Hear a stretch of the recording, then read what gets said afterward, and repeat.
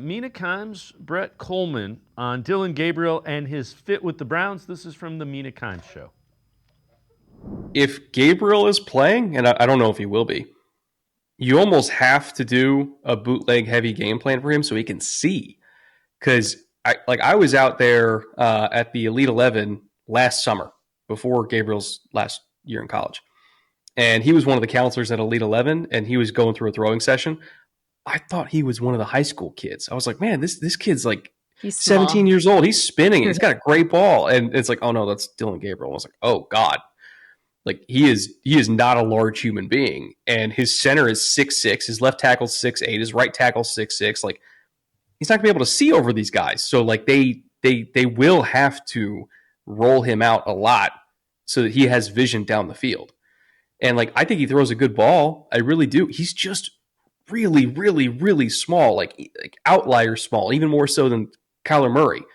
Yeah. Like, at least Kyler's got freakish athleticism, you know? Yeah, that's the issue with Gabriel. Because, like, it looks good when he throws. Yeah. Like, and I will say, like, this situation, this offense is what I envisioned for him as a developmental prospect or backup. You know, play action heavy, boot heavy, you spelled it out. It makes a lot of sense. Like, if they had drafted Dillon Gabriel in the 5th round, I would have been like, yeah, perfect sense. With that, let's welcome in Dalton Wasserman, PFF data analyst, co-host of the PFF College Football Show. Dalton, I get the size questions, and they're legitimate relative to the NFL. Guys are bigger, faster, stronger. Dillon Gabriel's been playing that size against major college competition all his life. It's all he knows. It's not like he suddenly shrunk from 6'3" to 5'11".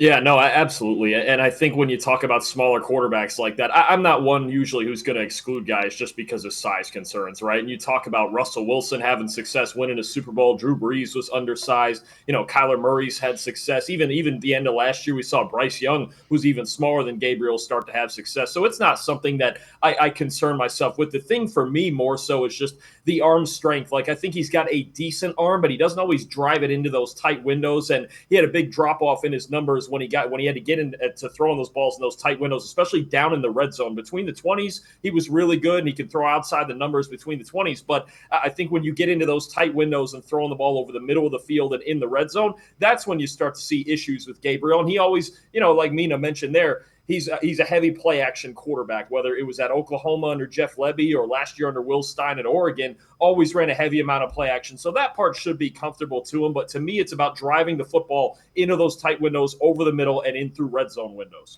And I would caution Browns fans, you're not going to know that, maybe not even in preseason, because there's going to be shells, and when you will see those kind of things will be when the defenses get exotic, if you will.